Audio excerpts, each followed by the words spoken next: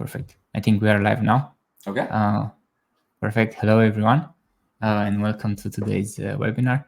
My name is Andre, and today I have with me Nat. Nat, maybe you want to say a few words about yourself, just for our audience who is not very familiar with you. What do you do, and yeah, things like this. For sure. Yeah. Thank you for having me, Andre. Right. I'm Nat Shearer. I've been doing penetration testing for a little over 10 plus years now. Just really enjoy cybersecurity, penetration testing field, and trying to, give back a little bit on LinkedIn and doing, security education and all that sort of stuff. Nice. I'm actually very happy to have someone with me who is more into the penetration testing world, because as you guys know, today's topic is like should we even explain like how vulnerabilities are exploited, or should we just focus on why people should care?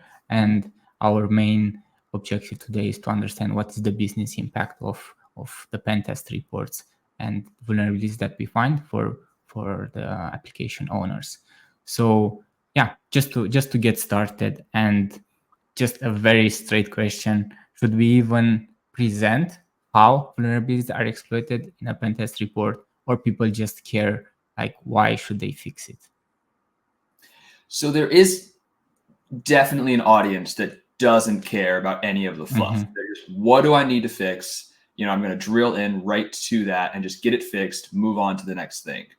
But that's generally not the first people reading the penetration test report, right? Usually you're giving it to the security manager, to the IT manager, maybe a couple of executives. And those are the people that really, really care about why, right? If you don't put the why in the report for those people, they're never going to pass it along to the actual engineer who's going to make the changes or the fixes. Because they set, the people who, the main audience for the report, I think generally, at least in my experience, are the ones who set priorities. So if they think, well, this isn't worth my time or my team's time, they're not going to pass it on. So those are the people that really you do need to prove the impact of what you're presenting.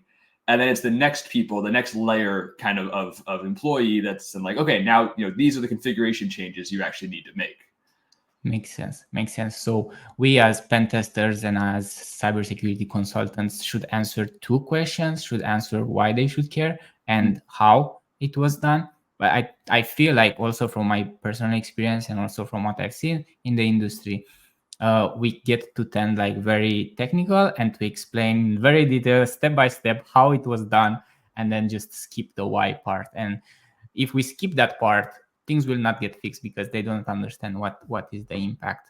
So just trying to understand better, how do you think we should explain why these things are important? Because if we present in very technical scenarios, for example, we found an cross-site scripting and people can read the cookies, they will still not understand what does that mean for my business, right? So how do you see from your experience that answering that question is the best? So I think you have to start with kind of what does your main audience care about, right? So for the executive, for the security manager, you're right. They don't care about stolen cookies. Even if you say it's a stolen session cookie, that might not necessarily register for them because not that they don't understand how, web authentication works, but that's not something they're thinking about on a day-to-day basis. They're thinking about their data, they're thinking about their users. So you have to translate it into terms that they can understand. So not just, I can steal your session cookies, but I can take over the account session for a user administrator and therefore, then be able to do all of these extra things like exfiltrating your data or performing functionality that only an admin should be able to perform, adding users to your domain, and getting additional access and those sorts of things. So you have to take it to that next level of what can I do with the vulnerability for that initial audience. And then they go, okay, this is a major issue. Now, how do we fix it? Then you give your technical details of, this is how I exploited it maybe. And these are the very technical issues that you need to get fixed. Just one thing that popped into my mind right now is, for example, in some businesses or industries, you might not know what is the direct impact for the business, right? So It happened for me to report a vulnerability that was just low risk, for example. Mhm. But when a manager or a technical person from their side has read it, they quickly like, oh, this is really, really bad because we don't want this to actually happen. But Mhm. from my perspective, it didn't mean much because I have seen these kind of things all the time, right? Yeah. So how do you make this balance between like understanding the business but still performing a well thought like pen test? Like where do you find that balance? So ideally, I think that's a conversation you try to have in a kickoff call or something like that. You try to ask the client, what's the critical parts of your business? What do you care Mhm, about most? If an attacker, were to gain access to your internal network, what would you worry about? Uh, mhm, for taking more of I guess an example, a hacker posts on the dark web, I hacked, company X, and I was able to get what? Like, what would mhm, immediately set off all the red alerts, all the alarms, have a full hands on deck, emergency, as opposed to, I was able to, pull their security certificates, and you would go, snooze, mhm, I'll worry about that tomorrow.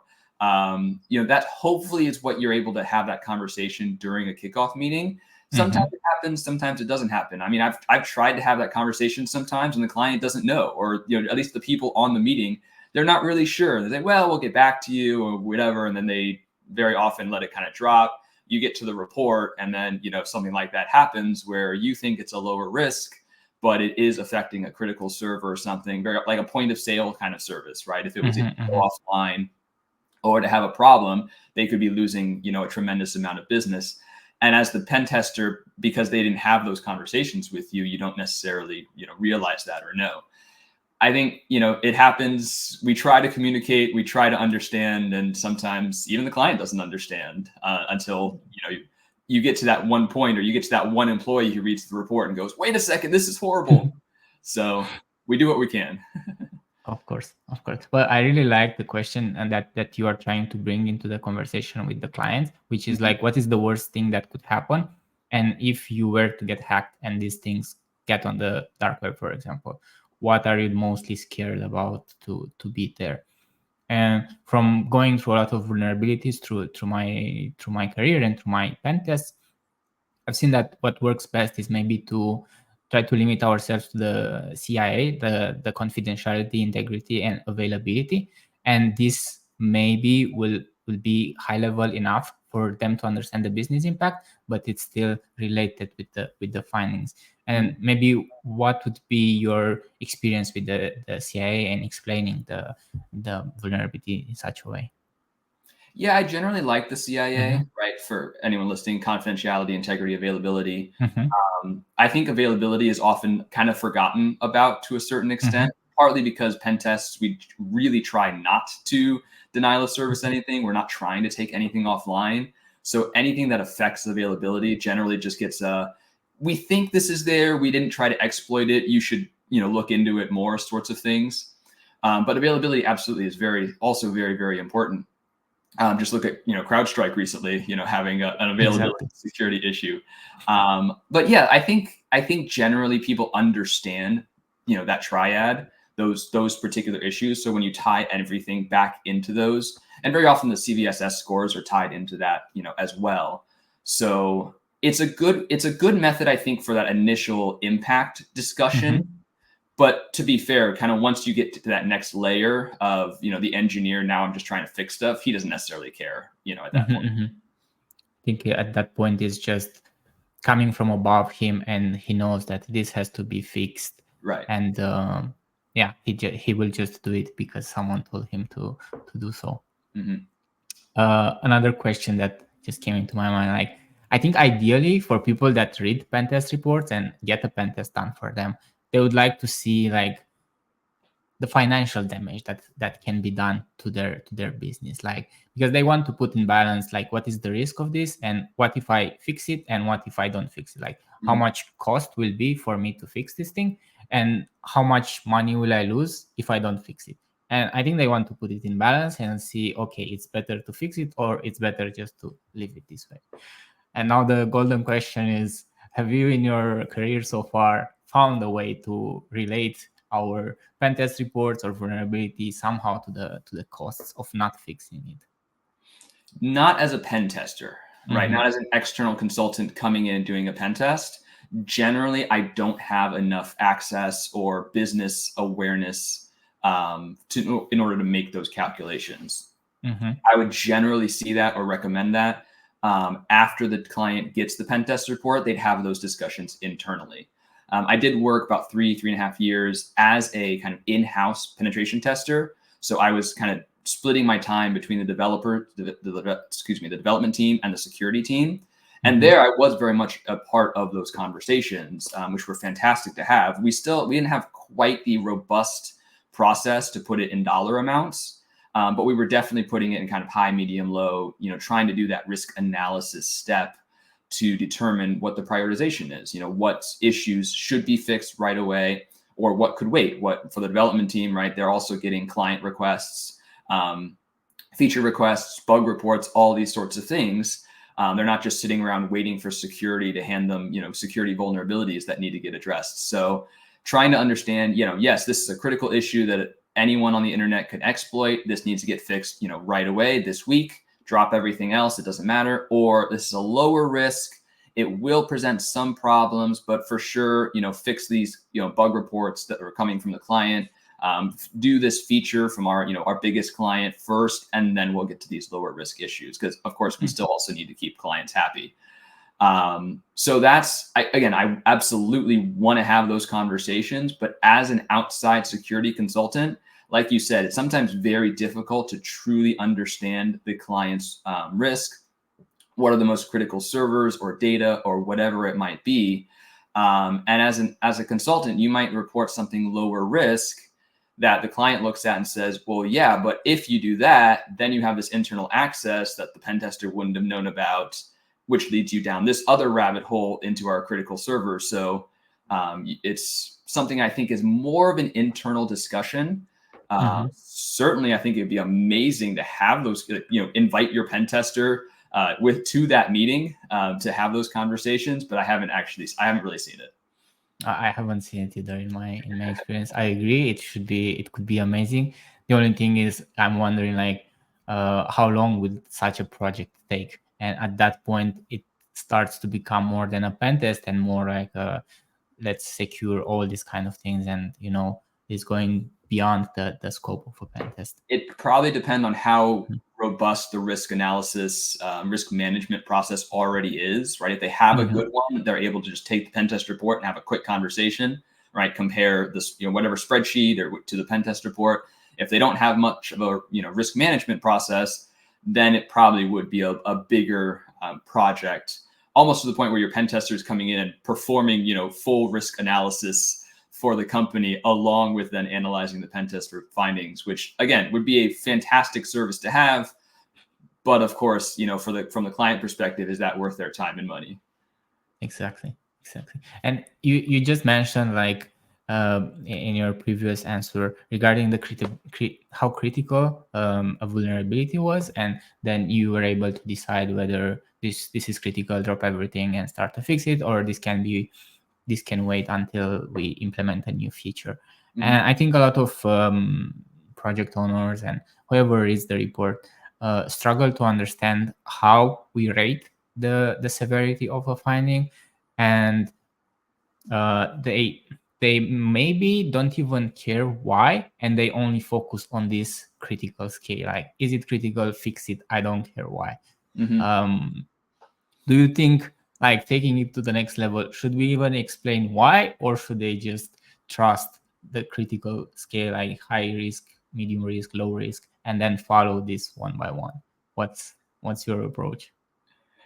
Well, of course, coming from security where we don't trust anything, I would say a product owner, right, a development manager, somebody like that, just taking the risk findings from the pen tester, I would say don't trust that necessarily, unless the pen tester can thoroughly explain in the report why it's a particular risk, why you should take it as this prioritization. Then I wouldn't trust it. That being said, if the client has their own security team, who either talked to the pen tester or did their own analysis, then I mean, right now at that point, we're all on the same page. We're all on the same team, right? Development team, product owner, security team. You guys all should be, right, ideally, on the same team there. So if the security team says, yes, we vetted this, it is a high risk, whatever the pen tester said, whatever, right? But the security team said, yes, this is a high risk. Then maybe the product owner says, all right, I don't understand it. I don't know the technical details, but my security team said it is a high risk. We need to prioritize it. So as long as you have, I think, some vetting process, of course, being a pen tester, right, I try to make sure that anything that I'm reporting on is for sure validated, is for sure the risk rating that I'm giving it. But at the same time, there are definitely bad pen testers out there. And as a client, I would not just blindly accept whatever inputs I'm getting from that side of things. Exactly. And I think here is not even the question about whether it is a good pen tester or a bad pen tester in terms of like skills, but it's also about the things that we cannot know from the business perspective. Like these are some things that we don't have insights into, so it's hard for us to analyze this. But one thing that you said is like product owners should talk with their internal security team and assess it. And then coming back to where the conversation started, you said something like, oh, the product owner first reads why, and then they send it to the technical team. So from what I get right now is like maybe there should be a better collaboration between the why and the how inside them, instead of going first through the project owner who tries to understand why without understanding how. So it shouldn't be like go first through why and then through how, but rather be a conversation between them. I would love to see more communication, more collaboration. I think the industry as a whole is trending towards that. I mean, maybe I'm just very, very optimistic here, but the conversations that I see online, the articles that I see, even conference talks, right? There's a lot of those sorts of things about more communication, more transparency, more collaboration between security and development. And I think a lot of the friction between the departments very often comes just as a lack of understanding. Development has their priorities, security has their priorities, but in the end, everyone's working towards the same goals of making the product better, making, growing business and those sorts of things. It's only generally, I think, when development looks at security as you're just pushing random policies on us that have nothing to do with anything. Problems. You are just bringing problems to us. Exactly. Or security is looking at developments like you guys are just ignoring us. You're intentionally, introducing vulnerabilities and you don't care. And that's when those problems start. It's a downward spiral at that point. You lose trust between your departments, and then nothing happens. Everything becomes a political fight and those sorts of things. So as long as you can maintain that trust level of, I'm doing my best, we're working with what we have.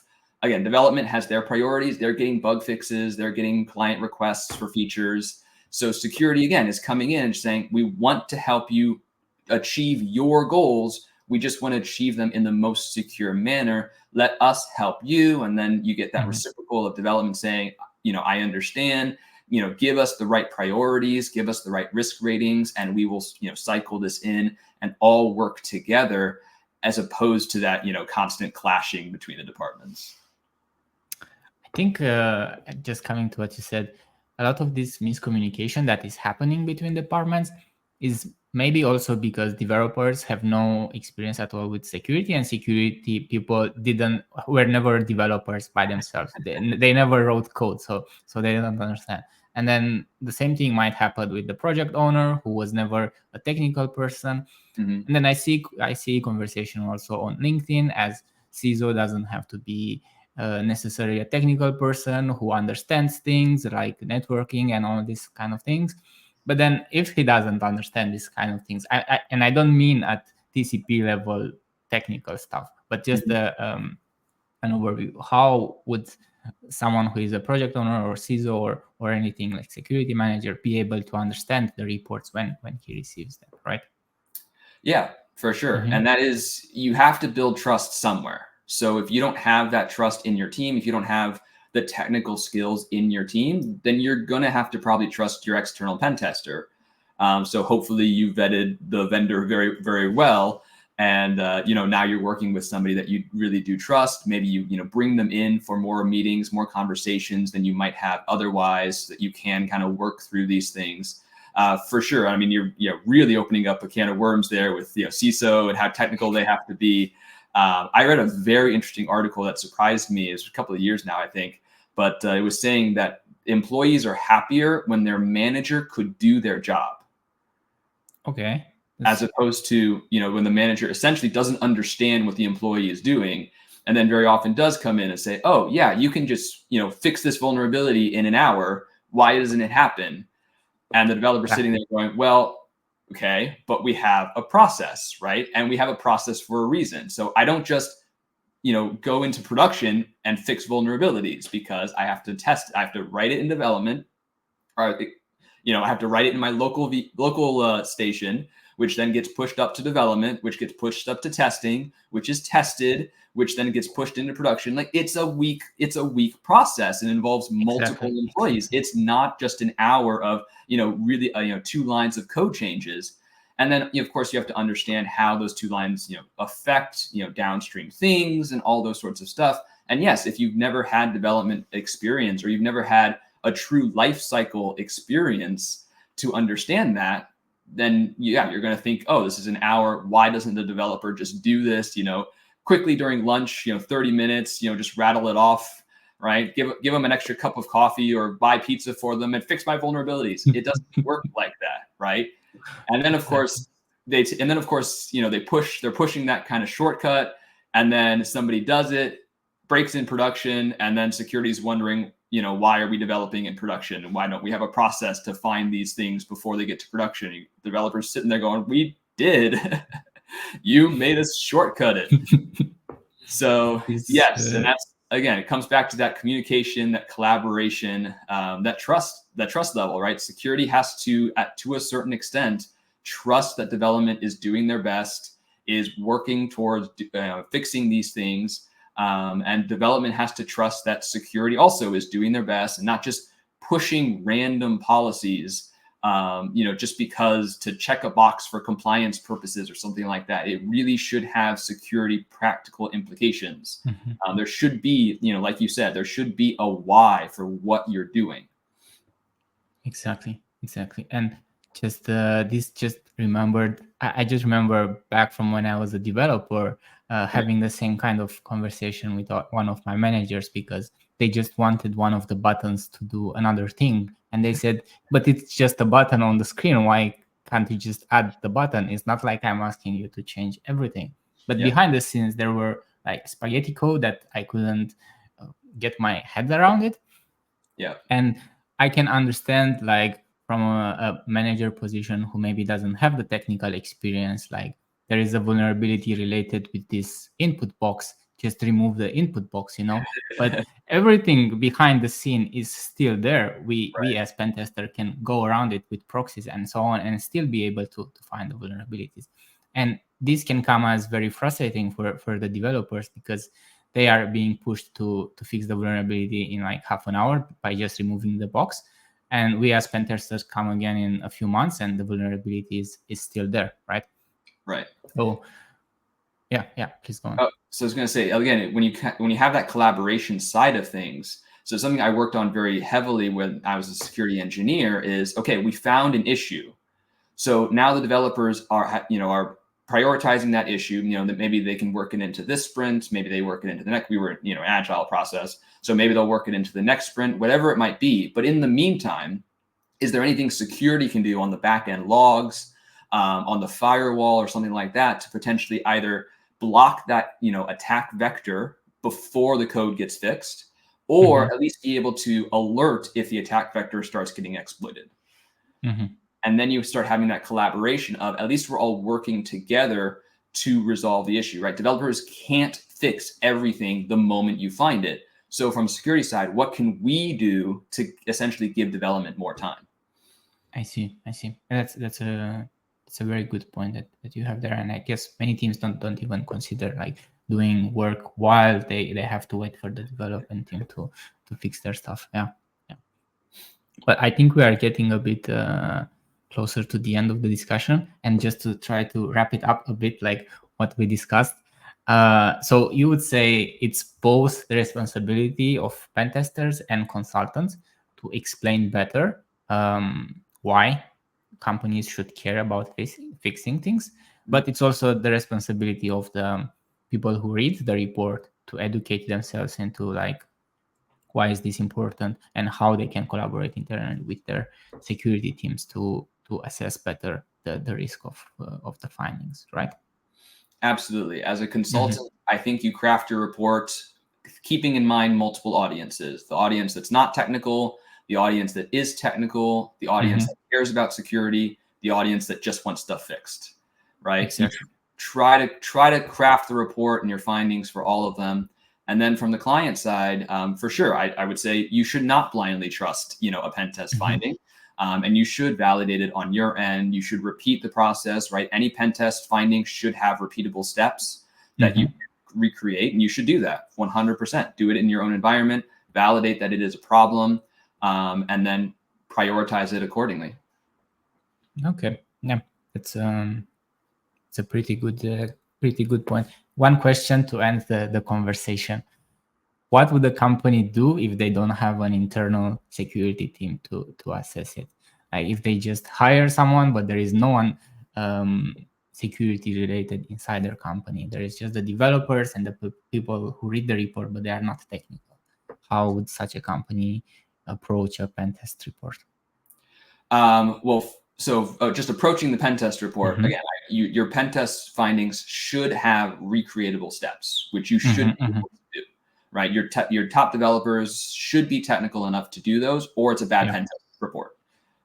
Which I don't know if you then push back on the vendor, say, hey, can you explain this? Give us repeatable steps, or you just use a different vendor next time, because then your developers should be able to recreate those and try to understand, right? Even if they don't understand all of the security implications, I would say, again, as the pen tester, the finding should give them the why and the what, exactly, kind of step by step, which gives them either enough to understand the issue on its own or enough to start with, and then they can go do their own research. Maybe even reach out to the pen tester kind of as a follow-up of, can you explain this a little bit more? Do you mind if we jump on a call just to understand the implications of this particular issue? Exactly. From that, after that, I mean, a lot of smaller or medium-sized businesses aren't going to have big security teams. Even if they do have one or two security members, they're not necessarily going to have the development side of things to help the development team. So that might be an opportunity for security awareness training, for secure development, code training sorts of things. Even if it's not something super formal, but just hey, we are going to encourage this type of culture.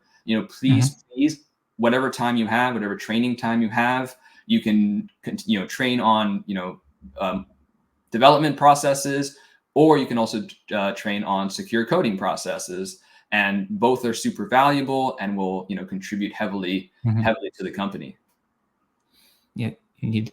So what one conclusion that I can draw from what you said is, let's not see the pen test as the final output and like the communication ends there, but don't be afraid to reach out to the pen tester and ask like, why should we care, and can you explain a bit more, and let's jump on another call, because oftentimes pen testers and consultants will be eager just to jump on a call and explain it, because it's more and more questions are coming up in the conversation after the report, rather than just sitting there with the report in the dark and wondering what does he mean by that, and never call it again. Yeah. I would definitely say, hopefully your pen tester is willing to communicate and explain enough. Yeah, they don't just throw the report at you and then ghost you. And see you next year. See you next year. Okay, amazing. I think we are just over time right now, but it was really a pleasure to talk with you, Nat, and thank you everyone who watched it. And I think you can find the recording on YouTube later. But thank you very much, and have a nice day, everyone. Bye bye.